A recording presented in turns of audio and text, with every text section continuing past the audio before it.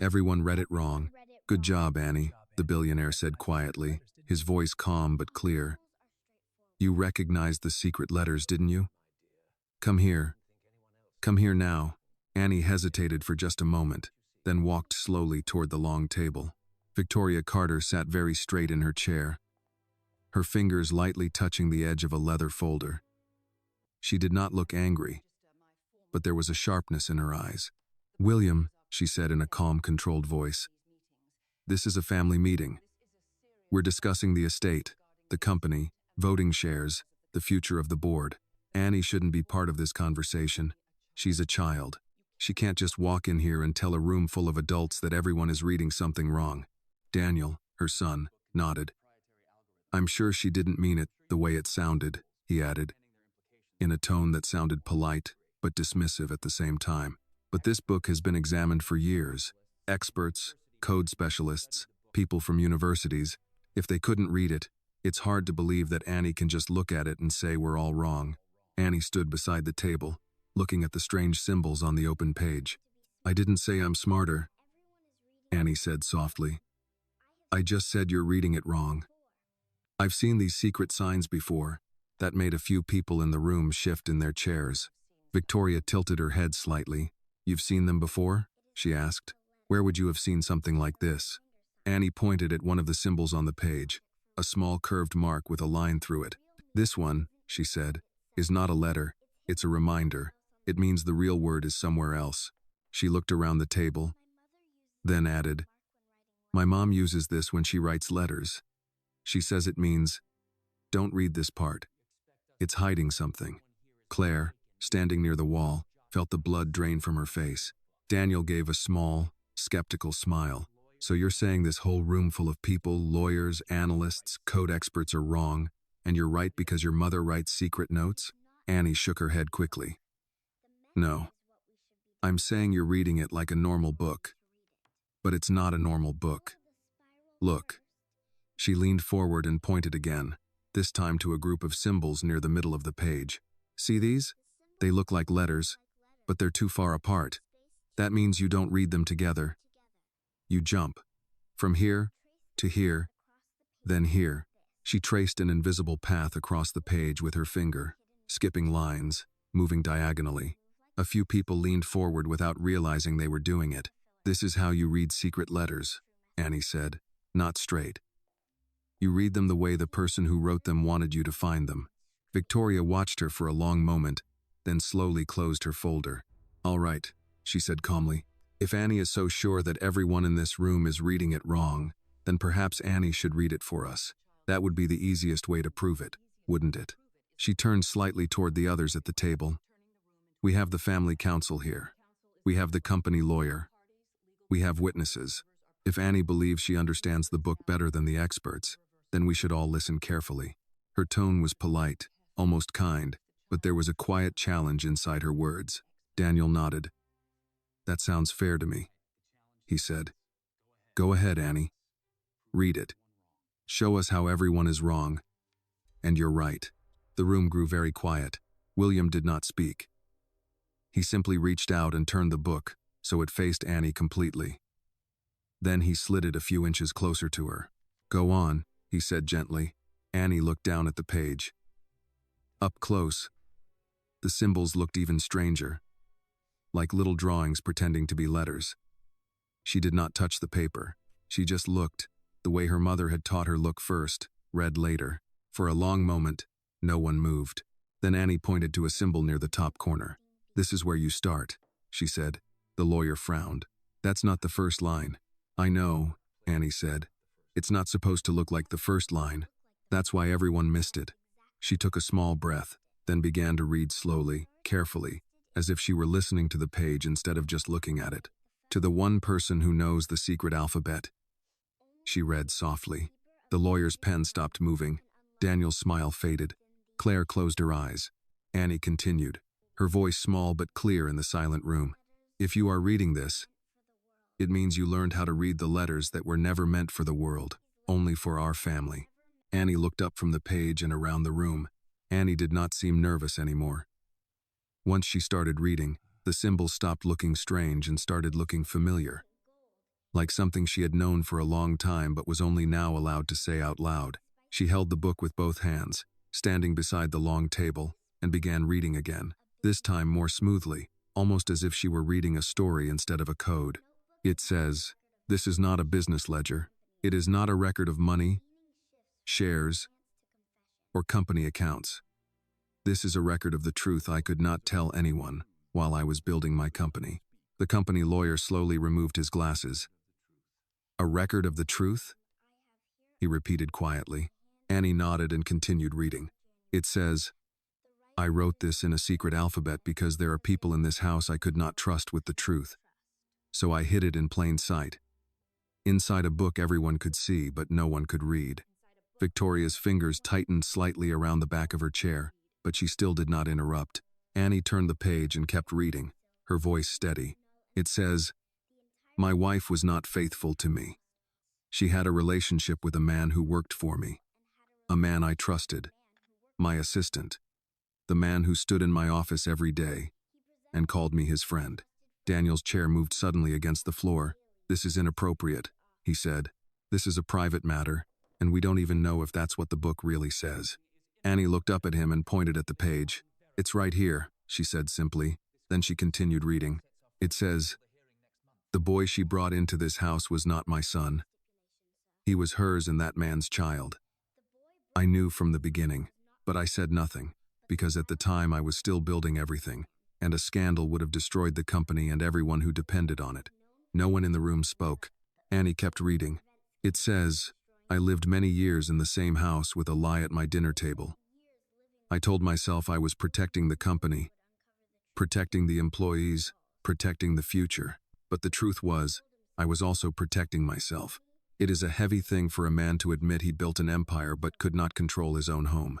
If this story touched your heart, please like this video, leave a comment telling us where you are watching from, and subscribe to the channel so you do not miss the next story." Victoria finally spoke, but her voice was very quiet now. "William, you don't have to do this." William did not answer her. He was looking at Annie, and there was no surprise in his face, only a kind of tired acceptance. Annie turned another page. It says, "This book was never meant to be a will. It was never meant to be an inheritance ledger. It was a test. A test to see who in this house could read the truth when it was hidden, and who would only see what they wanted to see." Mr. Reynolds looked at William again. "So the inheritance condition," he began. Annie read the next line before he could finish. It says, "Today I brought this book out again because I know my wife and her son are waiting for me to die so they can take control of everything. They believe this book is a financial ledger. They believe whoever reads it controls the company. So I let them believe that, because the person who can truly read this book will be the only person I can trust with what I built." Daniel shook his head slowly. No, this is not happening like this. We are not going to let a child reinterpret a document that decides control of a corporation." Annie looked at him, then at everyone in the room. She closed the book gently, her small hand resting on the cover. "You're all reading it wrong," she said again, but this time her voice was clearer, more certain. "This isn't an inheritance book. It's his secret story. He wrote everything he couldn't say out loud. That's why the letters are hidden. That's why the words are not in order. It's not numbers or accounts. It's the truth." The room went completely still. Annie looked at William and then back at the others. He said, "The person who can read the truth in this book is the person he trusts. That's why the person who reads it gets everything. Not because it's a will, but because it's a test." No one spoke. No one moved. The silence in the room felt heavier than any argument. William Carter finally stepped forward and placed his hand on the book Annie was holding. "She's right," he said quietly. He looked around the table at the lawyer, the board members, his wife, and Daniel. "This was never a ledger," William said. "It was a record, a confession, and a test." Then he looked down at Annie, his voice softer when he spoke again. "And Annie is the only one in this room who read it correctly." William Carter did not raise his voice, yet somehow the entire room felt as if he had just struck the table with his fist. "She's right," he had said. "This was never a ledger. It was a record, a confession, and a test. And Annie is the only one in this room who read it correctly. No one spoke immediately after that. The kind of silence that followed was not polite silence. It was the silence of people quickly rethinking everything they believed was about to happen. Daniel was the first to recover.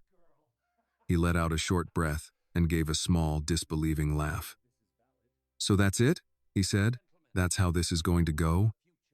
A story in a secret code, read by a 6-year-old, and suddenly she controls the future of Carter Industries?" William did not look at him. "That's not what I said." "That's exactly what you said," Daniel replied, still trying to keep his voice calm. "You said the person who reads the book gets everything. That's what the will says. That's why we're all here." Mr. Reynolds, the lawyer, cleared his throat carefully. "Technically," he said, choosing his words like someone walking across thin ice, "the inheritance clause does state that control of Mr. Carter's personal shares and voting authority will transfer to the individual who successfully deciphers the contents of the journal and presents its meaning before witnesses." He paused, then added, "Which Annie has just done." Victoria slowly sat down again. She did not look at Annie. She looked only at William.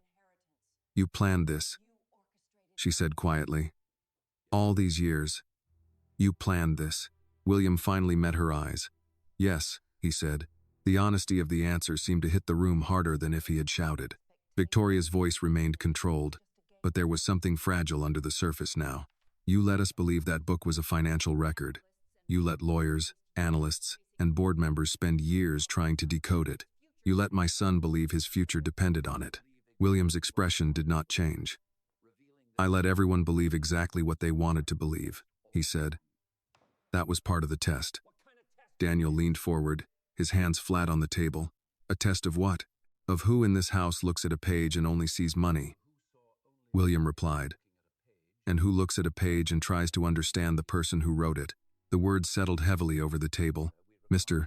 Reynolds spoke again, more quietly now. "Mr.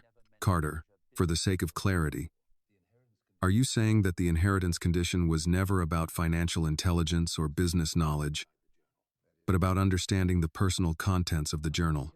"Yes," William said, "because numbers can be taught, business can be taught, but trust—" He shook his head slightly. "Trust is something else." Across the room, Claire still had not moved. She stood near the wall, one hand covering her mouth, tears quietly running down her face. She was not crying loudly. She was crying the way people cry when something they have carried for years finally becomes too heavy to hold anymore. Annie looked around the room, confused by the tension she could feel but did not fully understand. "Did I do something wrong?" she asked quietly. William turned to her immediately. "No," he said, his voice softer than it had been the entire meeting. "You did exactly right." Daniel pushed his chair back and stood up, walking a few steps away from the table before turning back. "I don't accept this," he said. "I don't accept that the future of a corporation is being decided like this, with a story and a code and a child reading secrets out loud. This corporation," William said calmly, "exists because I made decisions that other people said were unreasonable, impossible, illogical. I'm comfortable with unreasonable." "That's not the point," Daniel replied. "The point is that this changes everything.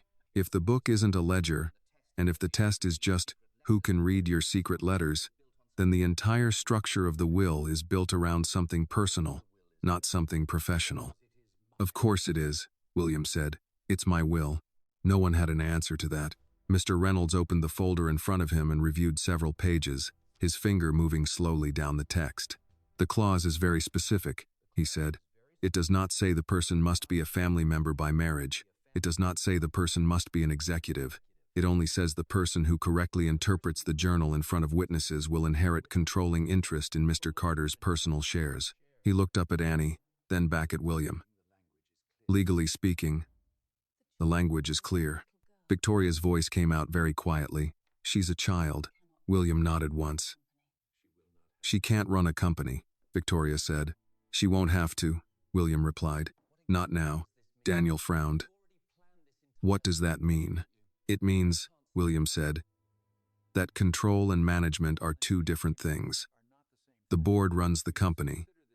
Executives run the company. Owners decide who they trust to run it. He rested his hand lightly on the back of Annie's chair. This meeting was never about who is the best businessman, William said. It was about who I trust with what I built, and I trust the person who read the truth, not the people who spent 5 years looking for numbers that were never there. Annie looked up at him. I don't want your company, she said honestly. I just read the book. A few people in the room exchanged glances. The simplicity of her answer made the entire situation feel even more surreal. William gave a small, tired smile. I know, he said. That's part of why you're the right person. Mr. Reynolds closed the folder slowly. We will need to begin the legal transfer process, he said. There will be paperwork, trustees, a guardianship structure until Annie is 18. This will be complicated. Victoria let out a quiet breath and looked down at the table. All these years, she said softly, almost to herself. All these years I thought that book was about money. William looked at her, and for the first time there was no anger in his voice, only something like regret. It was never about money, he said. It was about the truth. And the truth is the only thing in this house no one ever wanted to read. The clock in the corner began to chime the hour, each deep note echoing through the room. Annie looked at the book in her hands, then back at William. Is the story finished? She asked. William looked at the book for a long moment before answering. No, he said quietly. We've only read the part I wrote. The rest is what happens after the truth comes out. The grandfather clock had just finished striking when no one in the room seemed to know what to do next.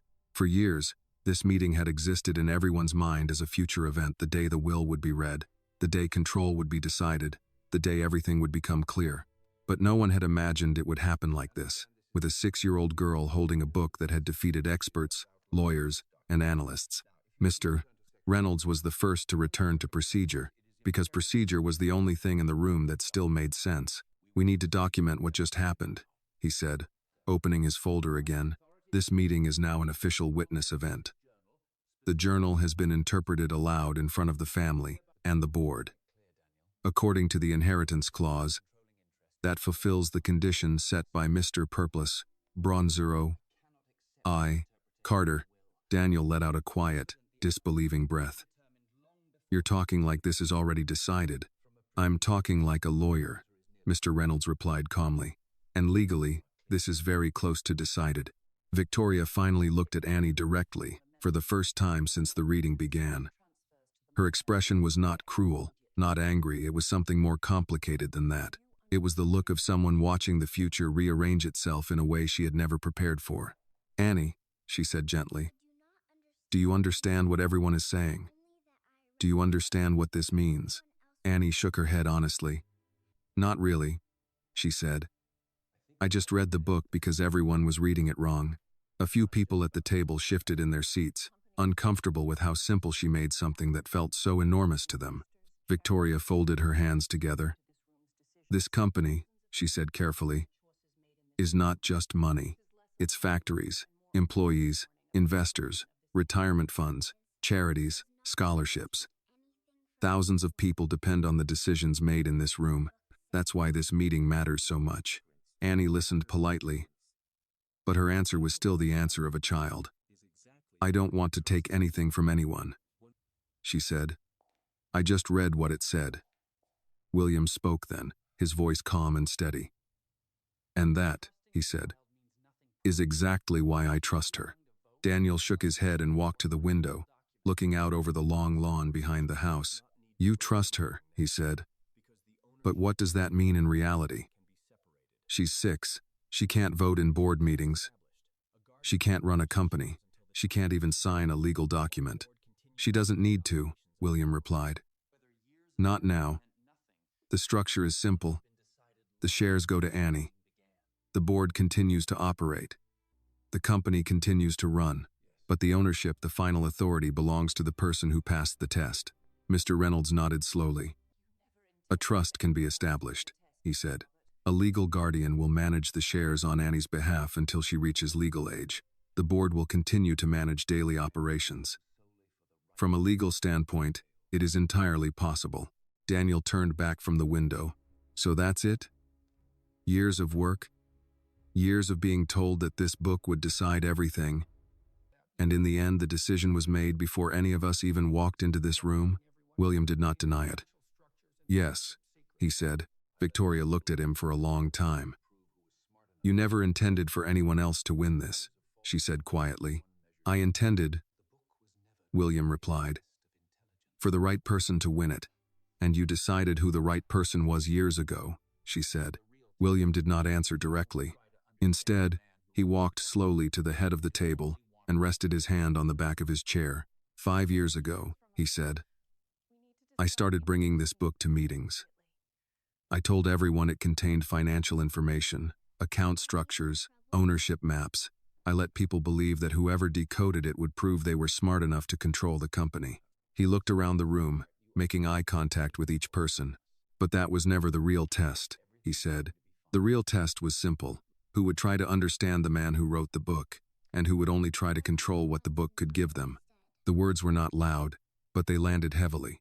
Claire was still standing near the wall, tears drying on her face now, replaced by something else, fear, yes, but also something like relief. The kind of relief that comes when a secret you carried alone is no longer yours to carry. Annie looked up at William again. Are you in trouble? She asked quietly. Because everyone looks upset. A few people at the table looked down at their hands, embarrassed by how clearly a child could see the room. William shook his head slightly. No, he said. I'm not in trouble. Are they in trouble? Annie asked, glancing toward Victoria and Daniel. William followed her gaze, then looked back at Annie. No, he said again. This isn't about punishing anyone. He paused, then added, it's about telling the truth before it's too late to tell it. Mr. Reynolds closed the folder again and exhaled slowly. Then the next step, he said, is to formally state, for the record, that Annie is the individual who successfully interpreted the journal. He looked at William. Mr. Carter, do you confirm that Annie was the intended reader of the journal? William did not hesitate. Yes, he said. And do you confirm, the lawyer continued, that according to the inheritance clause, your controlling shares, properties listed under your personal holdings, and voting authority will be transferred into a trust under Annie's name? Yes, William said again. Mr. Reynolds nodded and wrote something down. Then we will begin the legal process immediately. The room was quiet again, but this time it was a different kind of quiet. Not shock. Not confusion. Something more final than that. Daniel walked back to the table slowly and looked at Annie for a long moment. His expression was difficult to read now, not anger, not kindness, but something like the moment a person realizes the world is not shaped the way they thought it was. You know, he said to her, not unkindly, most people spend their whole lives trying to get into rooms like this. Annie thought about that very seriously, then said, I was just looking for my mom. No one in the room had an answer to that.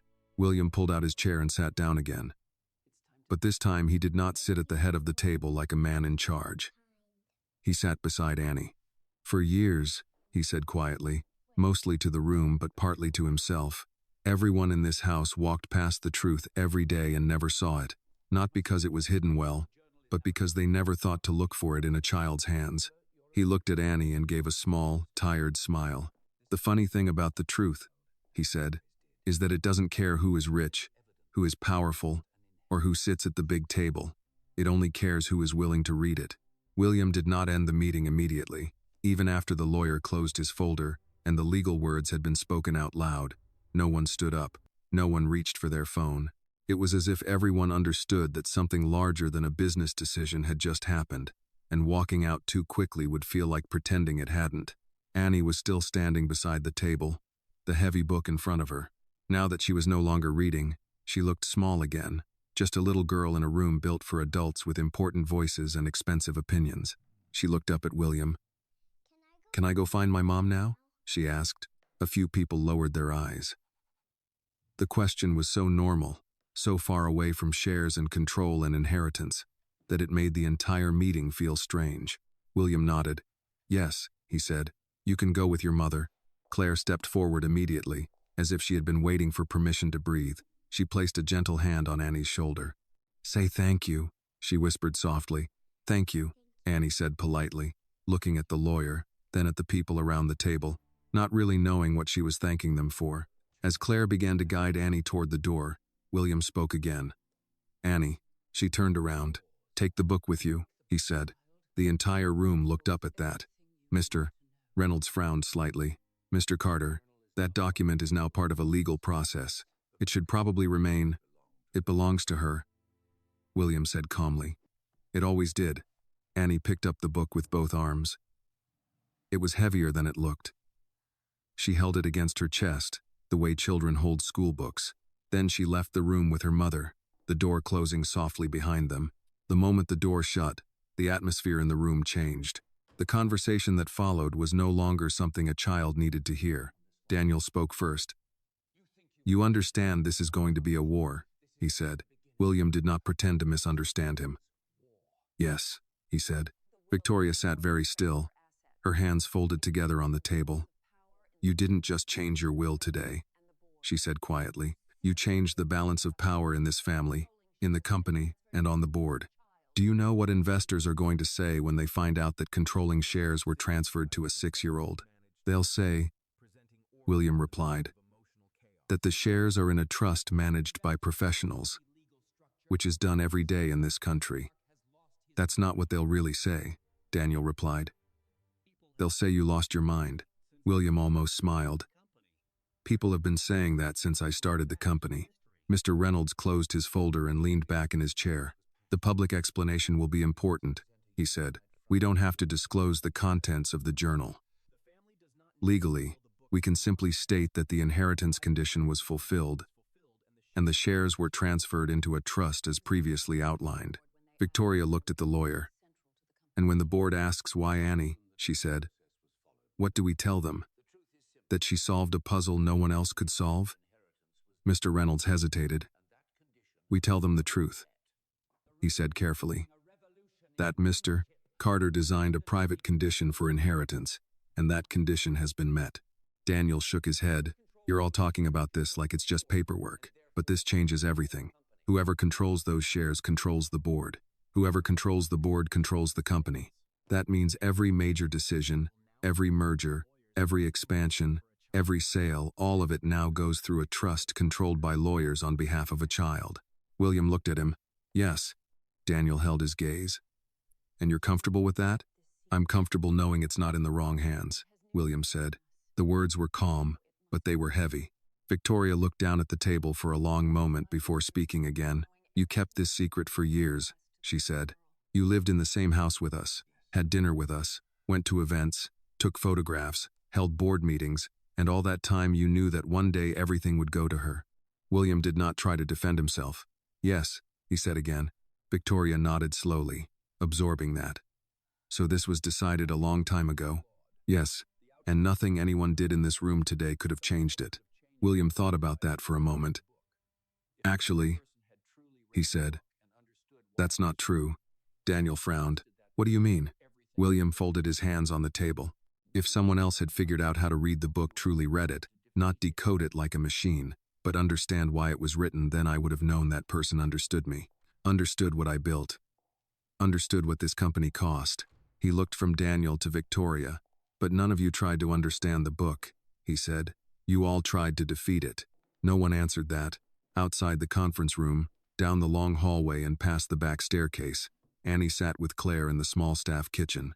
The room smelled like coffee and toast, and the afternoon light came through a small window over the sink. Annie placed the heavy book on the table and pushed it toward her mother. It was just letters, she said. Why were they so upset? Claire sat down slowly across from her. For a moment, she didn't answer. She just looked at the book, then at her daughter. Because, Claire said quietly, sometimes letters change people's lives. Annie thought about that. Did I change something? She asked. Claire reached across the table and brushed a curl away from Annie's face. Her hand trembled slightly. Yes, she said. You did. Annie looked down at the book again. Is he in trouble? She asked. Mr. William? Claire's eyes filled again. But this time she didn't look away. No, she said softly. He's been in trouble for a very long time. You just helped him tell the truth. Annie nodded, as if that made sense. In the big conference room at the other end of the house, William Carter stood by the window, looking out over the long driveway where he had built his life from nothing. Behind him, Lawyers and family were still discussing structures, trusts, announcements, and board reactions. But for the first time in many years, William was no longer thinking about the company. He was thinking about a little girl carrying a book down a hallway, holding it against her chest like it belonged to her. Because it did. That night, the house felt different. The Carter estate had always been quiet in the evenings. But it was the comfortable quiet of wealth, the hum of distant air conditioning, the soft glow of lamps, the faint clink of dishes being cleared somewhere far away. But tonight the quiet felt watchful, like the house itself knew something had changed. In the small staff kitchen, Claire stood at the stove, stirring a pot of soup that neither of them were really hungry for. Annie sat at the table with the big book in front of her, her legs swinging slowly under the chair, her fingers tracing the strange symbols on the cover. "Don't touch it too much," Claire said gently. "It's old." "I'm not going to break it," Annie said. "I'm just looking." Claire turned off the stove and sat across from her. For a long moment, she didn't speak. She just watched her daughter looking at the book, his book, their book. "Annie," she said quietly, "you must not tell anyone about the letters your father and I used. Do you understand?" Annie looked up. "But everyone already knows now," she said. "They saw me read it. They know you can read it," Claire said. "They don't know why you can read it." Annie thought about that. "Because you taught me," she said. Claire nodded slowly. "Yes. And I taught you because, a long time ago, someone taught me, and we never thought—" She stopped herself and looked down at her hands. "We never thought it would happen like this." Annie was quiet for a moment. Then she asked the question she had been holding in her head since the meeting. "Why did he write all those sad things?" she asked. "In the book. About being alone in his own house." Claire's eyes filled again, but she did not look away this time. "Because sometimes adults make choices that look right on the outside," she said softly, "but feel very wrong on the inside. And then they have to live with those choices for a very long time." Annie nodded slowly, not fully understanding, but understanding enough. "Is he still in trouble?" she asked again. Claire shook her head. "No," she said. "But things are going to change now. For him. For us. For everyone in this house." At that same moment, in the main part of the house, William sat alone in his study. The lights were low, and the large windows reflected his own image back at him, a man in an expensive chair, in an expensive house, who looked more tired than successful. On his desk were two photographs. One was a formal photo taken years ago. William, Victoria, and Daniel standing in front of a holiday tree, all dressed perfectly, all smiling the kind of smile people use when photographers are watching. The other photograph was small, printed on regular paper, slightly bent at the corners. In it, a little girl with dark curls was sitting on the grass in the far corner of the estate garden, holding a book upside down, laughing at something outside the frame. William picked up the second photo and looked at it for a long time. There was a quiet knock on the door. "Come in," he said. Mr. Reynolds stepped into the room and closed the door behind him. He was no longer holding folders or legal documents. Now he looked more like an old friend than a company lawyer. "It's done," he said. "The preliminary paperwork is in motion. By the end of the week, the trust will be established. Annie will legally hold controlling shares through the trust." William nodded once. "Thank you." Mr. Reynolds hesitated, then said, "I've worked with you for 20 years, William. I've seen you negotiate with people twice your size, buy companies everyone said were impossible to buy, and build this entire empire from a 2-room office. But I have to admit, I never saw this coming." William gave a small, tired smile. "That was the idea." The lawyer studied him for a moment. "You're not doing this because of the company," he said. "You're doing this because of her." William did not pretend otherwise. "Yes." Mr. Reynolds walked a little closer to the desk. "You understand what this will cost you," he said quietly. "Your reputation will take a hit. The board will question you. Victoria will not accept this quietly. There will be lawyers. There may be court challenges. The press will eventually find out."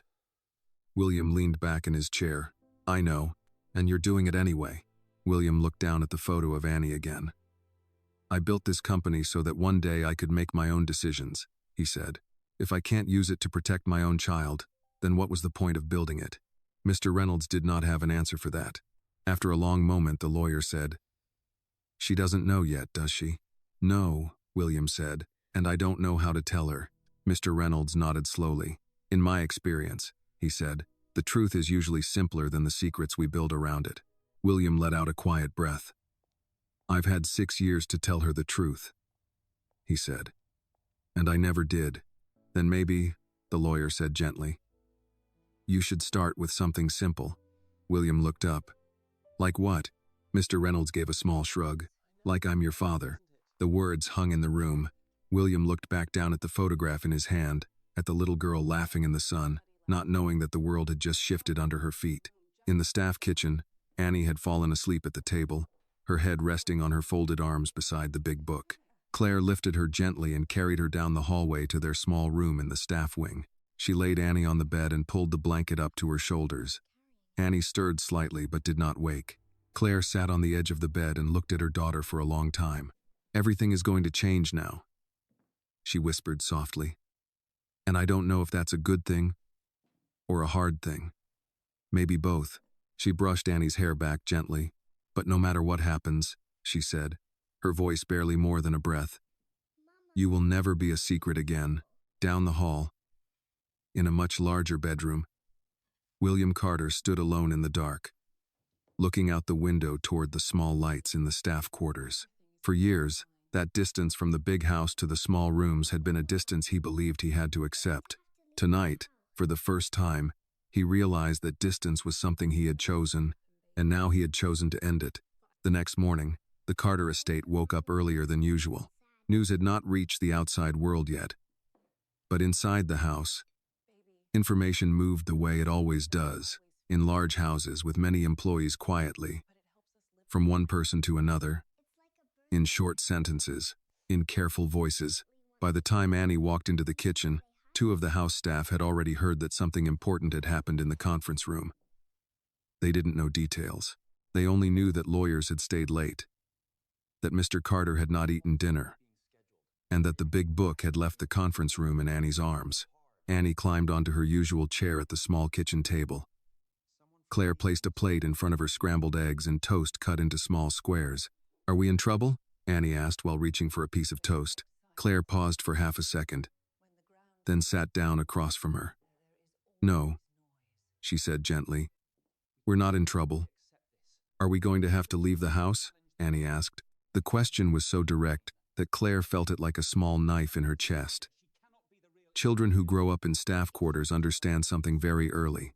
This is not your house, even if you grow up in it. "I don't know," Claire said honestly. "But if we do, we will be okay." Annie nodded, accepting that answer more easily than an adult would have. Then she said, "Mr. William looked sad yesterday."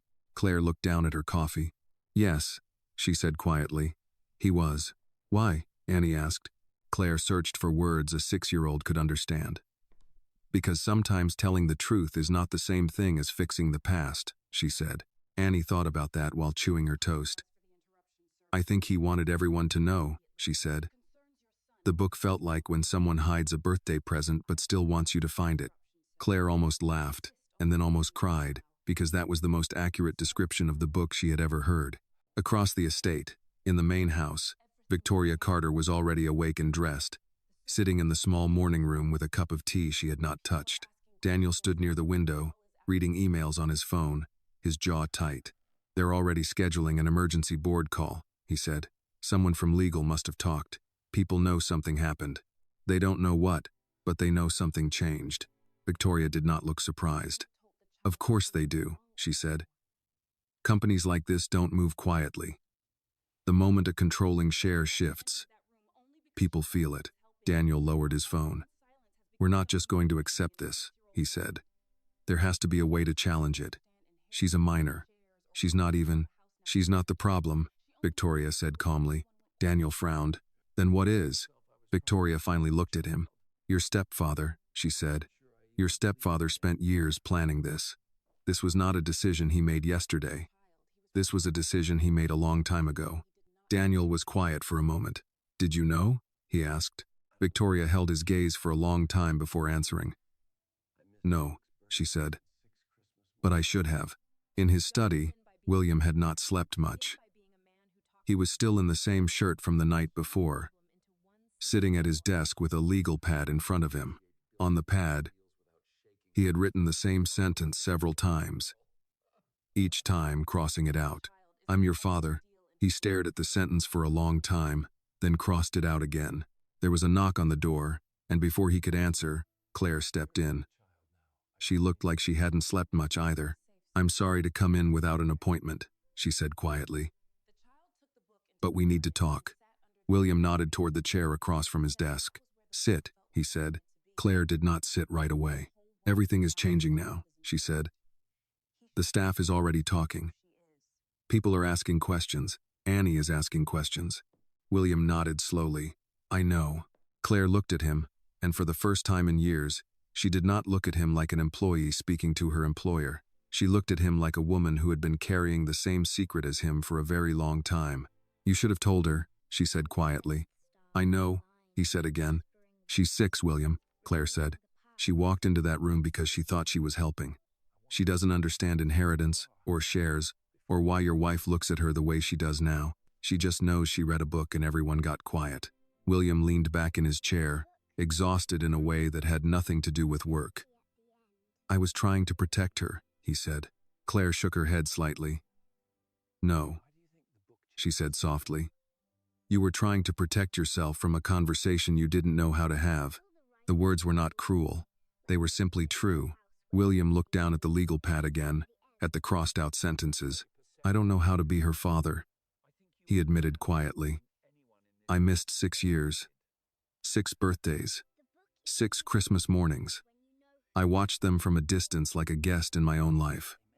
Claire's voice softened. "Then don't start by being a billionaire," she said. "Start by being a man who talks to his daughter." William let out a breath that sounded almost like a laugh. "I negotiate billion-dollar deals without shaking," he said. "But I'm afraid to talk to a 6-year-old. "That's because she's the only deal in your life that isn't about winning," Claire said. They were both quiet for a moment. "Where is she now?" William asked. "In the garden," Claire said. "She took the book and went to sit under the big tree. She said, 'That's where the book feels like it wants to be.'" William nodded slowly. "Of course she did." Claire walked to the door, then stopped and turned back. "William," she said, "after today, the whole world is going to know she's important." He looked up at her. "So before the world tells her who she is," Claire said gently, "you should tell her yourself." After Claire left, William sat alone for a long time. Then he stood up, picked up the small photograph from his desk, the one of Annie in the garden, and walked out of the study. Outside, the morning was cool and bright. At the far end of the lawn, under the large oak tree, Annie sat in the grass with the big book open in her lap, her legs crossed, her head bent over the strange symbols as if they were a normal children's story. William stopped a few steps away from her. For a moment, he did not speak. He just watched her, trying to memorize the way she looked right now. Before the world started calling her by titles and last names and legal terms, Annie looked up and saw him. She smiled, the easy smile of a child who does not yet know how complicated adults can be. "Hi, Mr. William," she said. "I think the book is sad in the middle but happy at the end." William swallowed, then walked a little closer. "Annie," he said quietly, "there's something I should have told you a long time ago." William stood under the oak tree for a few seconds before saying anything more. Annie was sitting in the grass with the big book open on her lap, her finger moving slowly over the strange symbols like she was following a map only she could see. "You said the book is sad in the middle but happy at the end," William said, sitting down on the grass a short distance from her. "Why do you think that?" Annie didn't look up right away. She turned one page carefully, then another. "Because in the middle he writes like he's alone," she said. "Like he's in a big house but nobody knows who he really is. But at the end, the letters look different. They're bigger. Like he's not hiding anymore." William felt that sentence somewhere deep in his chest, not because it was poetic, but because it was true. "That's very observant," he said quietly. Annie shrugged a little. "It's easier to read when you know who the letters are for," she said. Then she looked up at him. "Were they for you?" William shook his head slowly. "No," he said. "They weren't for me." Annie tilted her head. "Then who were they for?" William looked out across the lawn for a moment. At the long driveway, the gardens, the fountains, all the things he had once believed were the most important things in his life. Then he looked back at Annie. "They were for you," he said. Annie blinked. "For me?" "Yes." She frowned a little, trying to understand. "But why would a grown man write a whole book for me? I'm just a kid." William smiled sadly. "Because sometimes," he said, "a man makes a mistake, and he spends many years trying to find a way to fix it. And sometimes the only way to fix it is to tell the truth and hope the person you hurt will forgive you." Annie thought about that very seriously. "Did he hurt me?" she asked. William took a slow breath. This was the moment he had been avoiding for 6 years, and now it was here, sitting in the grass under a tree with a little girl who trusted him enough to ask simple questions. "Yes," he said quietly. "I think I did." Annie looked at him for a long moment, then asked the question in the most direct way possible. "Are you the man who wrote the book?" William nodded. "Yes." Annie looked down at the book again, then back at him. "Then why didn't you just tell everyone the truth without making a secret alphabet?" she asked. William almost laughed, but there was no humor in it. "Because I was a coward," he said, "and because I thought I had more time." Annie accepted that answer more easily than most adults would have. She closed the book gently and rested her hands on the cover. "Mr. William," she said, "my mom says when grown-ups keep secrets for too long, the secret starts to get heavy and makes them tired." William nodded slowly. "Your mom is a very wise woman." Annie looked at him carefully, studying his face the way children do when they are trying to solve a puzzle. "You look tired," she said. "I am," he admitted. There was a long, quiet moment between them, but it was not an uncomfortable silence. It was the kind of silence that happens when something important is about to be said, and both people can feel it. "Annie," William said finally, "there's something I should have told you a long time ago." Annie waited. "I'm not just Mr. William," he said. "I'm your father." The word seemed to hang in the air between them. Annie did not react the way adults expect children to react to big news. She did not cry. She did not get angry. She just looked at him, searching his face as if she were checking whether the sentence fit him the way a name fits a person. "You're my dad?" she asked. "Yes," he said. She thought about that for a long time. "So that's why you always came to the garden when I was there," she said. "And why you knew I liked the strawberry ice cream even though I never told you." William nodded, his throat tight. "Yes. And that's why you wrote the book so I could read it," she said. "Yes." Annie looked down at the book again, then back at him. "Did you want me to find out like this?" William shook his head slowly. "No. I wanted to be brave enough to tell you myself. I just waited too long." Annie was quiet for a long moment. Then she asked, "Are you going to live with us now?" The question was so simple that it almost broke his heart. "I live here," he said gently. Annie shook her head. "No, I mean really live with us. Eat in the kitchen sometimes, not just in the big dining room."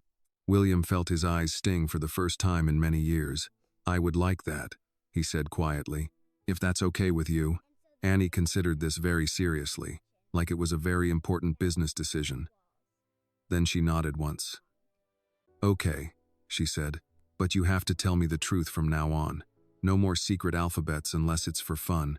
William let out a breath that sounded like something inside him had finally been set down after being carried for too many years. "Deal," he said. Annie held out her hand, the way she had seen adults do when they made important agreements. William looked at her small hand for a moment, then shook it gently. "Deal," he repeated. Annie smiled, then opened the book again. "Do you want me to read the happy ending part to you?" she asked. William nodded. "Yes," he said. "I'd like that very much." Annie flipped to the last pages and began to read, her small voice steady in the morning air. "It says, if you are reading this, then it means the truth finally made it out of the house. It says, I hope when you read this, you are not standing in the hallway anymore. I hope you are sitting at the big table. I hope you are not a secret. I hope you have my name, and I hope one day you can forgive me for waiting so long to give it to you." Annie stopped reading and looked up at him. "That's the happy part," she said. "Because at the end, he's not hiding anymore." William nodded, unable to speak for a moment.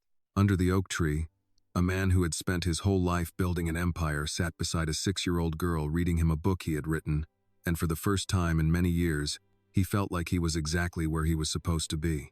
William did not move for a long time after Annie finished reading the last lines under the oak tree.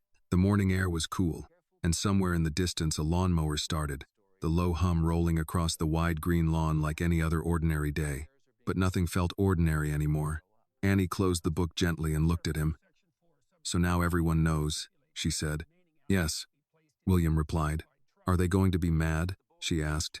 William thought about that question carefully.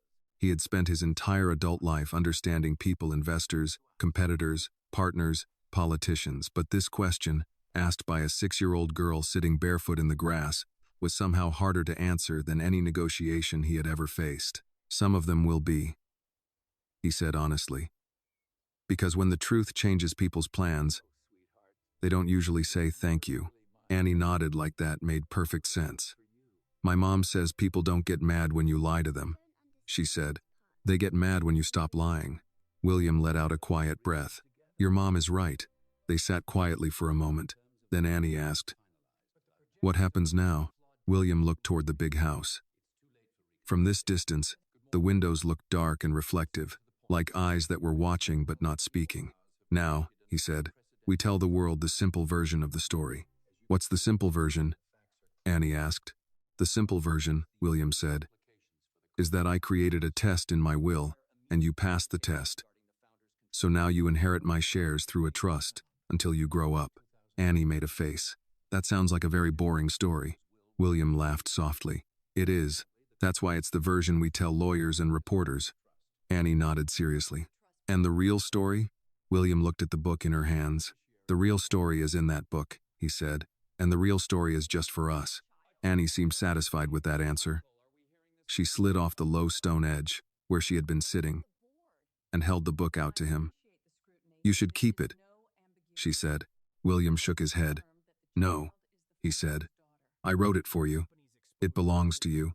Annie hugged the book to her chest again. "Then you have to help me read the parts that are hard," she said. "I will," he said. At that same time, inside the house, the first real battle was beginning. The emergency board call had started in the conference room. A large screen at the end of the table showed faces joining one by one: New York, Chicago, San Francisco, London, men and women in offices, in suits, in different time zones, all looking serious. Mr. Reynolds sat at the table with several documents in front of him. Victoria sat to his right, perfectly composed again, her expression calm, controlled, unreadable. Daniel sat beside her, his phone face down on the table, his jaw tight. "This meeting is now in session," said one of the board members through the screen.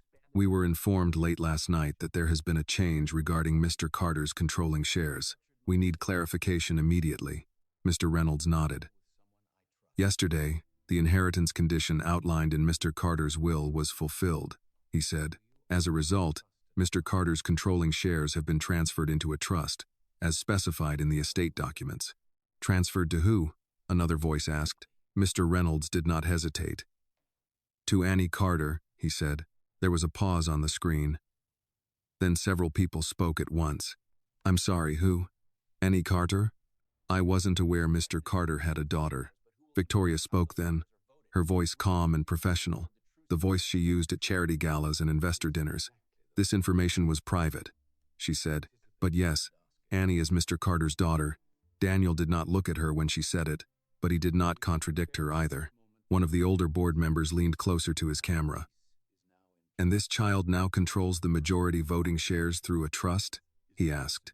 "Yes," Mr. Reynolds said. "The trust will be managed by a fiduciary team and overseen legally. Day-to-day operations of the company will remain unchanged." Another board member spoke. "Carter, with all due respect, the market is not going to react calmly to the news that control of Carter Industries has been placed in the hands of a minor." William's voice came from the doorway. "Then it's a good thing the market doesn't get a vote in my will." Everyone in the room turned as William walked in and took his seat at the head of the table. "I built this company," he said calmly. "I took it public. I bought it back. I expanded it. I carried it through 2 recessions. And I structured my estate the way I structured it for one reason: to make sure control stayed with someone I trust." "And you trust a child?" one of the board members asked. William did not raise his voice. "I trust my daughter," he said. The room was quiet again. Victoria sat very still beside him. Daniel stared at the table. One of the board members finally said, "Then I suppose the real question is not who owns the shares. The real question is who will influence how those shares are voted." William folded his hands on the table. "That," he said, "is exactly the right question." He looked around the room, at the faces on the screen, at the people who had worked with him for years. "And the answer," he said, "is that the person who taught Annie to read the truth is the person I trust to help her decide." Victoria turned her head slowly. "And who would that be?" she asked quietly. William met her eyes. "Her mother," he said, and in that moment, everyone in the room understood that the real transfer of power had never been about a book, or even about a child. It had always been about the woman who taught the child how to read the truth. The boardroom remained quiet for several seconds after William said the final sentence. "The person I trust to help her decide is her mother." The words did not sound loud, but they changed the shape of the room. On the large screen, several board members exchanged looks. Around the table, no one spoke immediately, because everyone understood that this was no longer only about inheritance. It was about power, influence, and who would stand next to that power.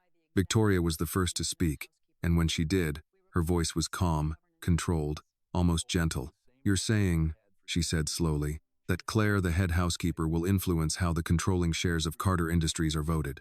William did not look away. "I'm saying Claire is Annie's mother," he replied, "and Annie is the owner of those shares." Daniel let out a short breath through his nose. "This is unbelievable," he said. "Investors are going to love this. The company is now effectively controlled by a 6-year-old and a housekeeper." William's tone did not change. "The company is controlled by a trust, a legal team, and a board of directors. The same as many family-controlled companies in this country. The only difference is that now you all know who the future owner is." One of the board members on the screen leaned forward. "William, we are not questioning your legal right to structure your estate. But perception matters. Stability matters. The market values predictability." William nodded slightly. "I agree," he said. "That's why nothing in the daily operation of this company will change. The CEO remains the CEO. The board remains the board. The only thing that changed is who the company ultimately belongs to." "And Claire?" another board member asked. "What exactly is her role in this?" William thought for a moment before answering. "Her role," he said, "is the same role she has had for 6 years. She is Annie's mother. She will advise her daughter. She will protect her daughter. And she will remind everyone in this room that this company is not just numbers on a screen, it's people." Victoria gave a small, almost sad smile. "You trust her that much?" she asked. William answered without hesitation, "Yes." Victoria nodded slowly, absorbing that answer. "More than you trust me," she said quietly. William did not respond immediately. When he finally spoke, his voice was not angry, just honest. "This isn't about who I trust more," he said. "This is about who never lied to me." No one in the room moved after that. Daniel looked down at the table, then back up at William. "So what happens now?" he asked. "Do we all just pretend this is normal? Do we go back to quarterly reports and expansion plans, and act like the ownership of the company didn't just shift to a child overnight?" William folded his hands on the table. "Yes," he said. "That's exactly what we do, because the company still has employees who expect their paychecks. Factories that need to run, contracts that need to be honored. The company does not stop because a family has problems." Mr. Reynolds nodded. "From a legal standpoint, the transition can be handled quietly," he said. "The trust will be managed by Carter Holdings Trust. Voting decisions tied to those shares will be executed through the trust's legal structure. Annie will not be making boardroom decisions. The trust will vote in her best interest, as defined by the trust documents." "And who defines her best interest?" one of the board members asked. William answered that himself. "I do," he said. "In the trust document. And after me, Claire does." Victoria closed her eyes for a brief moment, then opened them again. "You really thought this through," she said. "Yes," William said. "Years ago," she added. "Yes." There was no more anger in her voice now, only something like resignation mixed with a kind of tired respect. "I misjudged you," Victoria said quietly. "I thought you were avoiding a fight. I didn't realize you were preparing to end one. William looked at her, and for the first time, there was something like kindness in his expression. I never wanted a war, he said. I just wanted the truth to be stronger than the lies. The meeting ended not with a dramatic decision, but with a series of quiet agreements. The board would release a simple statement. The trust would be established immediately. The market would be told that succession planning had been completed according to the founder's long-standing estate structure. Business would continue, but everyone in that room understood that something much bigger than business had just happened. Later that afternoon, Claire was called into the main house for the first time, not as a staff member, but as someone the lawyers needed to speak with. She walked through the front hallway slowly, not using the back stairs like she had every day for years. The house felt different when you entered through the front door. Mr. Reynolds stood in the sitting room with several documents. William was there, and so was Victoria. Claire stopped just inside the doorway. You wanted to see me, sir? She asked automatically. William shook his head slightly. Claire, he said gently, you don't have to call me sir anymore. Claire looked uncomfortable.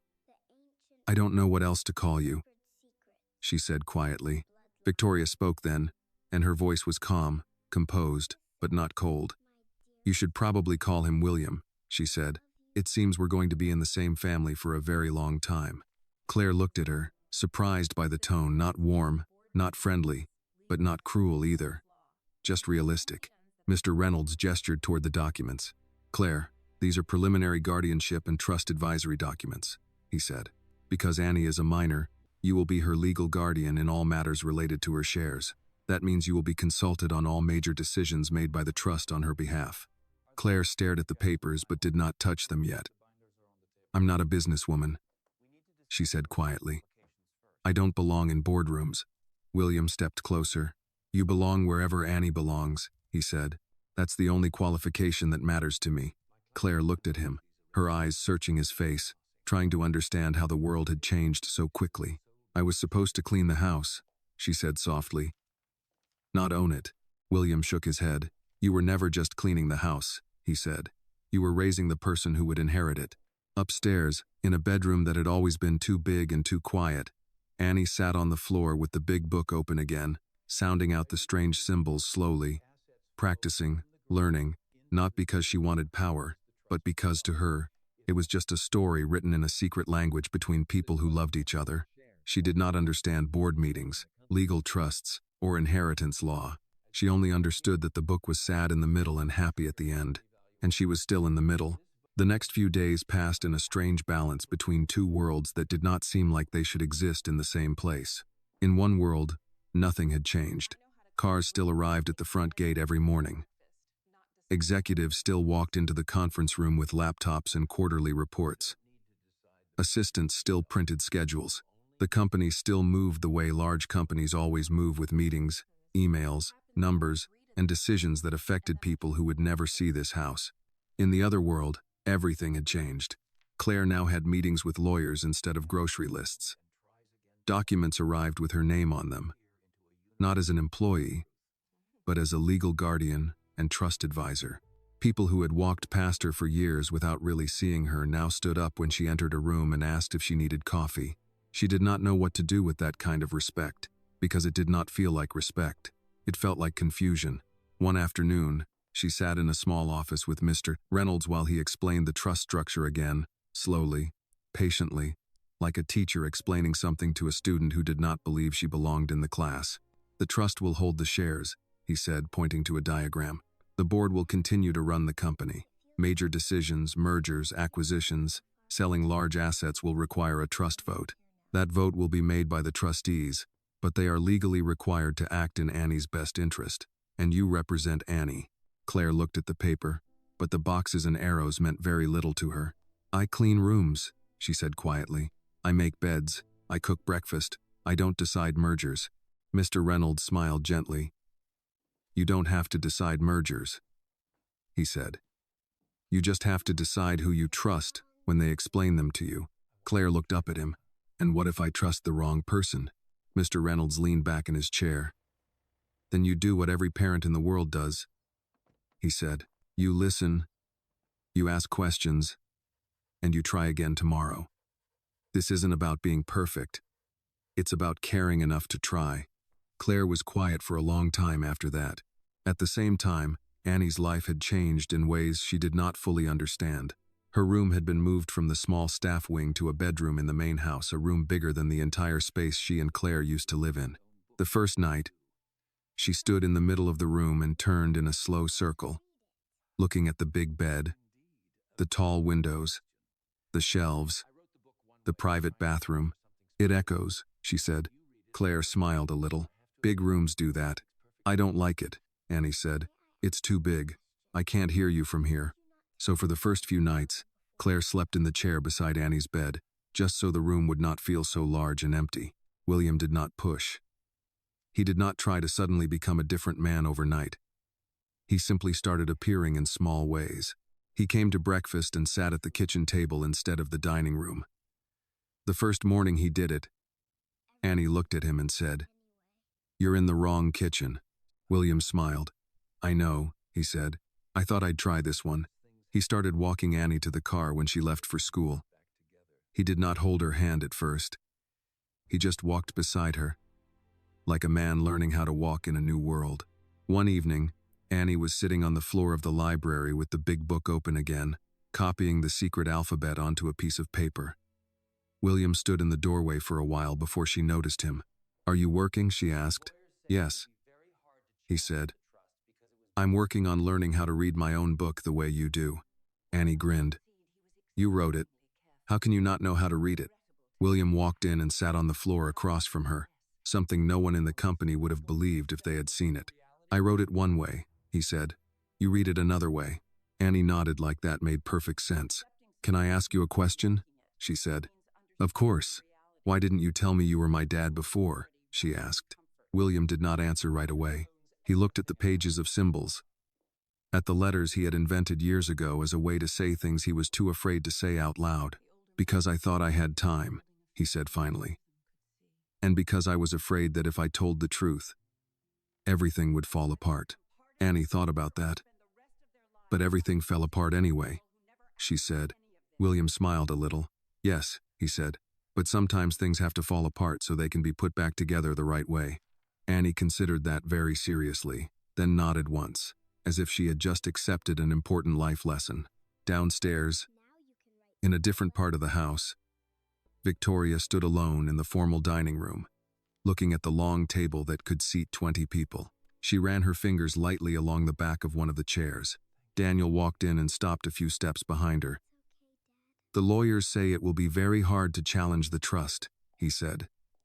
"He built it too carefully." Victoria nodded slightly. "Your stepfather was always very careful," she said. Daniel hesitated. "Are we just going to accept this?" he asked. Victoria turned to look at him.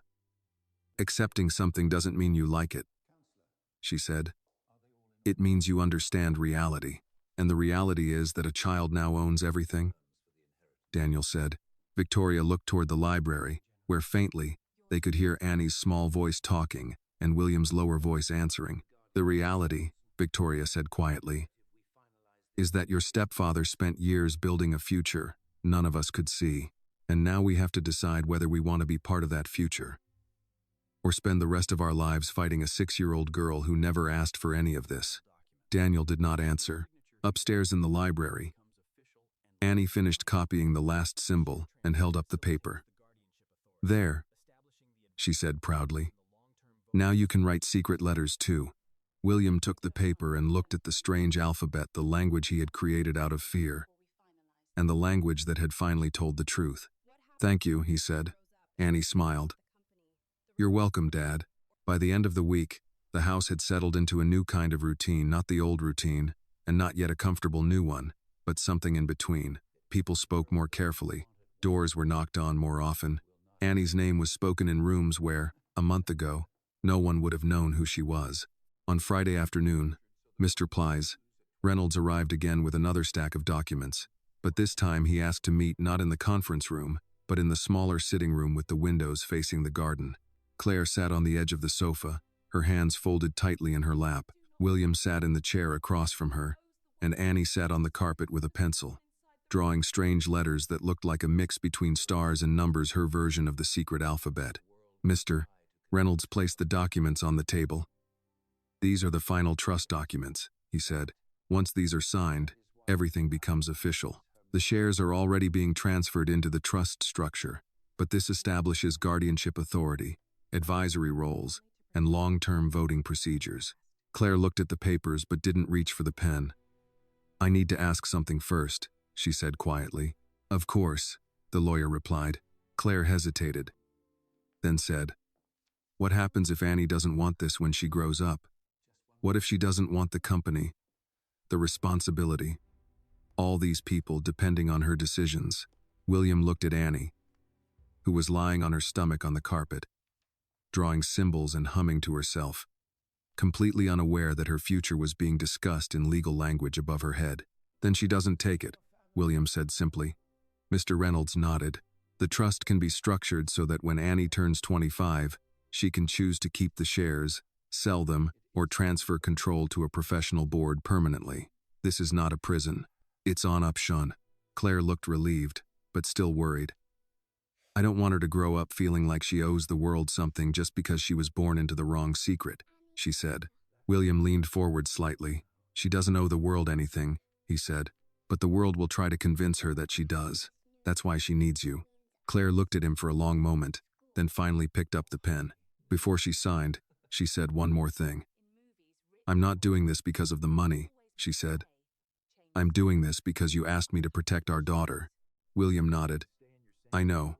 Claire signed her name slowly, carefully, like someone who understood that a signature could change the direction of many lives. Annie looked up from the floor. "Are we done?" she asked. Mr. Reynolds smiled. "Almost," he said. "There's just one more thing." He reached into his briefcase and pulled out a small folder. From inside it, he took a single sheet of paper and handed it to William. William looked at it for a moment, then stood up and walked over to Annie. He knelt down beside her so that he was at eye level. "What is it?" Annie asked. William handed her the paper. "It's your birth certificate," he said. "A new one." Annie looked at the paper. She could read some words, but not all of them. She traced the letters slowly with her finger. "Annie Carter." She looked up at him. "That's my name?" she asked. William nodded. "That's your name." Annie looked back at the paper again, then at her mother. "So I'm Annie Carter now?" Claire smiled through tears. "You always were," she said softly. "Now the paper just knows it too." Annie held the paper very carefully, like it was something fragile. "Do I have to change schools?" she asked suddenly. William blinked, surprised by the question. "No," he said. "Why would you think that?" Annie shrugged. "Because in movies when people find out they're rich or important, they always have to move and go to a new school and wear uncomfortable shoes." William laughed, a real laugh this time. "You can stay in your school," he said. "You can keep your friends.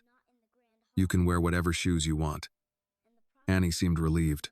"Good," she said, "because I don't want to be a different person. I just want to be me." William looked at her for a long moment.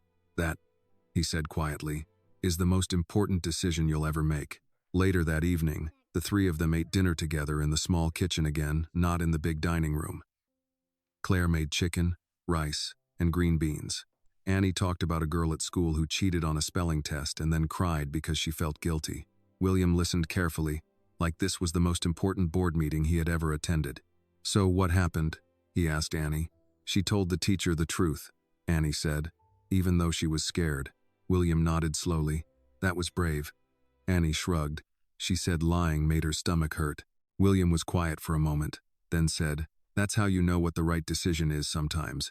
The wrong decision is the one that lets you sleep but makes your stomach hurt. The right decision is the one that makes you nervous but lets you sleep." Claire looked at him when he said that, because she knew he was not talking about a spelling test. After dinner, Annie brought the big book to the table again. "Read with me," she said. William and Claire sat on either side of her as she opened the book to the middle, the sad part, as she called it. She began to read slowly, and this time William followed along, finally learning to read the letters he had created years ago. In the middle of the book, there was a line he had written late one night, long before Annie could read, long before he knew if she ever would. It said, "One day the truth will sit at my table, and I will not have to pretend it is a guest." As Annie read the line out loud, She looked up and smiled at both of them sitting beside her. And for the first time, the table did not feel divided into two worlds, the people who belonged and the people who served. For the first time, it was just a family sitting at dinner, reading a book together, with no secrets left to hide. On Sunday morning, the house was quieter than usual. Not the heavy quiet from the days after the meeting, but a softer quiet. The kind that comes when people begin to accept that life has changed and will not be going back to the way it was. Annie sat at the kitchen table with a bowl of cereal, the big book beside her like it belonged there now. Claire was making coffee, and William was reading a newspaper, though he had been on the same page for 10 minutes without turning it. "Dad," Annie said suddenly. William lowered the newspaper slightly. Every time she called him that, he still looked a little surprised, like someone who had been given a title he was still trying to grow into. "Yes? Are rich people always this serious?" she asked.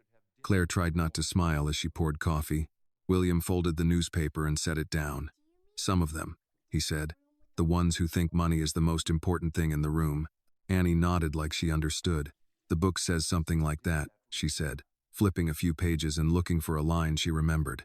She traced the symbols with her finger, then read slowly. "It says, money makes people talk louder, but it doesn't make them tell the truth." William leaned back in his chair. "I remember writing that," he said quietly. Annie looked up. "Were you mad when you wrote this part?" she asked. "No," he said. "I was tired." After breakfast, William had to leave for the office downtown for the first time since the meeting. Before he left, he stood in the hallway for a moment, looking toward the small kitchen where Claire was washing dishes and Annie was sitting on the counter swinging her legs and talking about a book she wanted from the library. For years, he had left this house every morning thinking about meetings, contracts, risks, and expansion. Today, he stood there thinking about whether Annie would remember to bring her reading folder to school. Claire noticed him standing there. "You're going to be late," she said. William nodded. "I know," but he didn't move right away. "When I come back tonight," he said, "I was thinking maybe we could all have dinner in the dining room." Claire raised an eyebrow slightly. "The big dining room?" she asked. "Yes." Annie turned around immediately. "The room with the long table where nobody talks?" she asked. William smiled a little. "Yes, that one." "Why?" Annie asked. "Because that room has been wrong for a very long time," William said. "And I think it's time we use it the right way." That evening, Claire felt nervous, setting the table in the formal dining room. For years, she had set this table perfectly, plates aligned, glasses polished, silverware placed exactly right, and then left the room before dinner started. Tonight, she was setting the table and staying. Annie walked around the table, counting the chairs. "There are too many seats," she said. "Then we'll just use 3, William replied. He helped move the settings closer together so the 3 of them would sit near each other instead of at opposite ends of the long table. When they finally sat down, the room felt less like a museum and more like a place where people might actually talk. For a few minutes, they ate quietly. Then Annie said, "It still echoes." William nodded. "Then we'll have to fill it with more talking." Claire looked around the room slowly. "I've worked in this house for 7 years," she said. "I've cleaned this table more times than I can count. I just never thought I'd sit at it." William looked at her. "You were always supposed to sit at this table," he said. "I just didn't have the courage to move the chairs earlier." Annie looked from one of them to the other. "The book says something about chairs," she said. William smiled slightly. "It does?" Annie nodded and recited from memory, slowly, carefully. "It says, the biggest lie in a big house is that some people belong at the table and some people belong in the kitchen." Claire stopped moving completely when she heard that line. William looked down at his plate for a moment before speaking. "I wrote that the night you were born," he said quietly. Annie didn't fully understand why that mattered so much, but she could feel that it did. After dinner, instead of Claire clearing the table alone, all 3 of them carried dishes into the kitchen together. Annie insisted on carrying the napkins because she said that was an important job. Later that night, William sat in his study again, but this time the room did not feel like a place to hide. Annie knocked once and opened the door before he could answer. "I brought the book," she said. He smiled. "I had a feeling you would." She climbed into the big chair across from his desk and opened the book to a page near the end. "You didn't read this part to me," she said. Which part? This part, she said, and began to read. It says, if I ever find the courage to tell her the truth, I hope she doesn't look at me like I'm a stranger. I hope she looks at me like I'm someone who was late. But finally came home. Annie looked up at him. You were late, she said. I know, William replied. But you came home, she added. William felt something in his chest loosen, something that had been tight for many years. Yes, he said quietly. I did.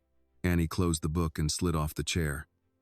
She walked around the desk and hugged him quickly, the way children do, fast, tight, and without warning. Then she pulled back and said, Good night, Dad. And as she ran down the hallway toward her room, William sat alone in the study, looking at the book on his desk, and realized that for the first time in his life, he did not feel like a man who owned a big house. He felt like a man who finally belonged in it. On Monday morning, the house no longer felt divided into two worlds. For years, there had been two front doors to the same life. One was the grand entrance with marble floors and tall windows and people who spoke in quiet, confident voices. The other was the back entrance near the kitchen, where people came in early, left late, and tried not to be noticed. Now, for the first time, Annie ran through whichever door was closest. That morning she ran in through the front door with her backpack half open and her hair still a little messy. Dad, I forgot my reading folder, she shouted into the house like she had lived there her whole life. William stepped out of his study holding the folder. Already in the car, he said. Annie grinned. You're getting good at this. I'm learning from a very strict teacher, he said. Claire walked in from the kitchen, wiping her hands on a towel. Did you brush your hair? She asked Annie. Yes, Annie said. Claire raised an eyebrow. A little, Annie admitted. William tried not to laugh. They walked out to the car together. Not in a line, not employer, employee, child, but side by side like a normal family on a normal morning. The driver stood by the car, but William waved him off. I'll drive today, he said. The driver nodded and stepped back, surprised but saying nothing. On the way to school, Annie talked from the back seat the entire time. Emma says her dad is a manager, Annie said. What do I say my dad is? William thought about it. He could say CEO, founder, chairman, owner, all the words that sounded important in newspapers and meetings. You can tell her I work with a lot of people and try to fix problems, he said. Annie considered that. So, like a school principal? William smiled. Something like that. When they stopped in front of the school, Annie unbuckled her seatbelt, then leaned forward between the seats. Are you coming to pick me up later? She asked. William nodded. Yes. You promise? I promise. She studied his face carefully, like she was measuring something. Okay, she said. Then she opened the door, jumped out, and ran toward the school building, before turning back and waving. William sat in the car for a moment after she disappeared inside. For years, his mornings had started with stock reports and international calls. Now they started with a promise to pick up a 6-year-old from school, and somehow, that felt like the more important job. That afternoon, when he pulled up in front of the school, Annie ran to the car with a piece of paper in her hand. I made something, she said, climbing into the seat. She handed him the paper. It was a drawing of a big house, a big tree, a small house next to it, and 3 stick figures holding hands. Above the big house she had written in uneven letters, Carter House. Above the 3 stick figures she had written, Family. William looked at the drawing for a long time before speaking. I like this, he said quietly. That's you, Annie said, pointing to the tallest stick figure. And that's Mom. And that's me. I made the house big because you said it took a long time to build. He nodded. It did. But I made us standing outside, she added. Why outside, he asked. Because the book said the house felt lonely before, Annie said. So I think houses are happier when people are outside together. William folded the drawing carefully and put it in the inside pocket of his jacket, the same place he used to keep important contracts. That night after dinner, Annie brought the big book to the living room and climbed onto the couch between William and Claire. Read the last page again, she said. William opened the book and found the final page, the page he had written years ago but never thought he would hear read out loud in his own house. He read slowly. If you are reading this, then the truth is no longer a secret. If you are reading this, Then I finally found the courage to choose what matters more than money. If you are reading this, then this house is no longer divided into who belongs and who serves. It is just a house with a family inside it, and that is all I ever wanted in the end. William stopped reading. The room was quiet. Annie leaned against his arm. "That's my favorite part," she said. "Why?" Claire asked softly. "Because it's the part where the story stops being sad," Annie said. "It's the part where everyone stops pretending." William closed the book and looked around the room, not at the furniture, not at the paintings, not at the things he had spent years buying, but at Claire sitting beside him and Annie leaning against his arm. "All those years," he said quietly. "I thought I was building a company so I could leave something important behind." Claire looked at him. "And you did," she said. William shook his head slightly and put his arm gently around Annie. "No," he said. "I thought I was building an empire. But all I was really building was a way back home." Annie looked up at him. "You talk like the book," she said. William smiled. "That's because the book was the only place I told the truth for a very long time." Annie reached over, closed the book, and placed her small hand on top of it. "You don't need the book anymore," she said. "You can just tell us." William looked at her, then at Claire, and for the first time in many years, there was nothing left he was afraid to say. Outside, the lights of the big house glowed in the dark. But inside, for the first time, it did not feel like a mansion, or an estate, or a symbol of power. It felt like a home. This story carries a quiet but powerful lesson. The truth may be hidden for a long time, but it always finds its way to the right person. Wealth, power, and status can build big houses and big companies, but they cannot build a real family. Only truth, courage, and love can do that. The billionaire in the story spent his whole life building an empire, only to realize that the most important thing he ever built was not a company, but a way to bring his daughter back into his life. The story reminds us that it is never too late to tell the truth, never too late to do the right thing, and never too late to choose people over pride. In the end, money can be inherited, but a name, a family, and the courage to stand for the truth, those are the real legacies we leave behind. This video is a work of fiction created with the assistance of artificial intelligence. All characters, events, and situations are not real and do not represent any actual people or true stories. The content is intended for storytelling and emotional illustration only.